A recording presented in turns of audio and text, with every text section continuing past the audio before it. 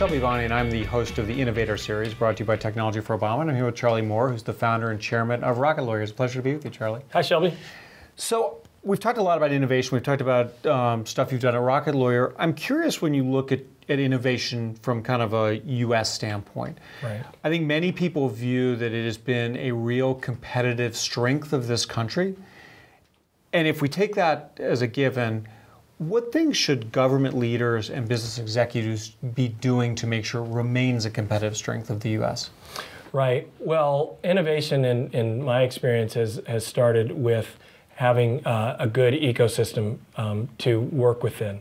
And so it's not that government comes up with the idea. Government sort of creates an environment where good ideas can come into bloom. And so what makes a good environment for that, from my experience, it's education. When you look at Silicon Valley, you have Stanford, Berkeley, or you look at the East Coast, where in Boston and that corridor, and people have talked about that. But it's exciting to see some of the things happening in the Midwest. We've got people who are developing software for us in North Dakota, for example, and they are fantastic. Fantastic. Yeah. Well, you got to go back to Missouri. You have to find some people in Missouri. Yeah, for sure, where I'm from. And so what we want to have is a place where we're teaching, where kids have access to the type of education that's going to lead to them being able to participate in the economy, the ideas economy, the invention economy that we have now. And next to that, then, of course, is access to capital and access to others, right, with the same sorts of backgrounds and experiences in education.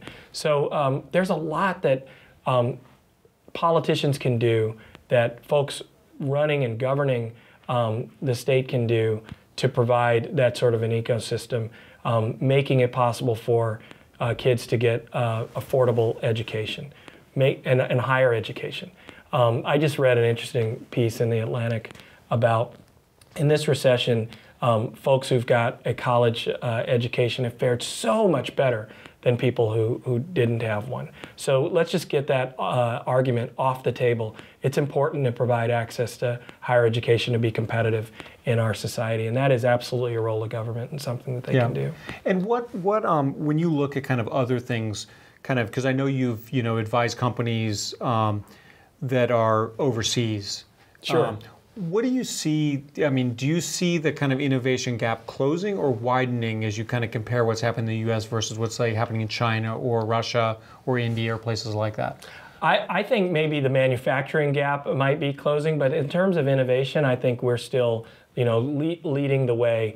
But we can't be complacent, and we can't sit and rest on our laurels.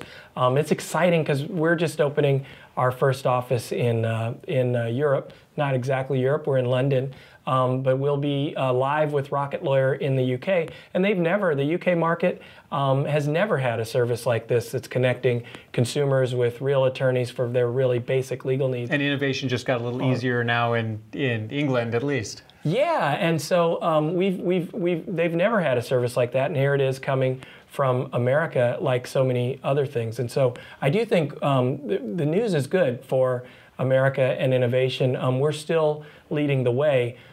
In order to maintain that, we can't let down our guard and our commitment. As I've heard some talk about, one of the things that really discouraged me a bit about the Republican primaries was hearing folks talk about higher education and sort of diminishing the value of higher education. I just don't think we can afford to talk that way in our country. Yeah, well, good. Well, it's been really fun talking to you, and I look forward to talking some more. So thank you, Charley. You too.